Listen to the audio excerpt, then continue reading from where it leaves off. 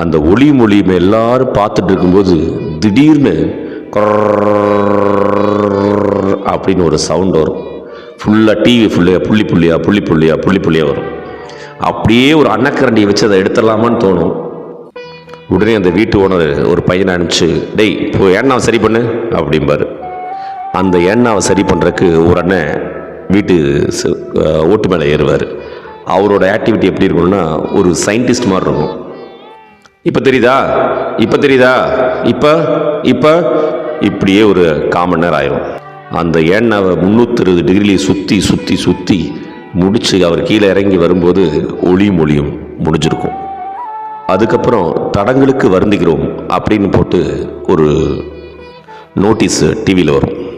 அதுக்கப்புறம் கோடு கோடாக போட்டு கலராக டிவியில் வரும். அதுக்கு பின்னாடி ஒரு பேக்ரவுண்ட் மியூசிக் வரும்.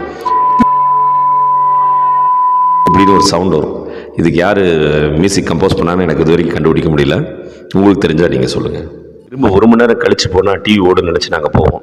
திருப்பி அவர் டிவி எங்களுக்காக ஆன் பண்ணுவார், அந்த தறிகுடன்காரர். அப்பவும் அதே சவுண்டு தான் வரும். அப்புறம் தூர்தர்ஷனில் செய்திகள் போடுவாங்க.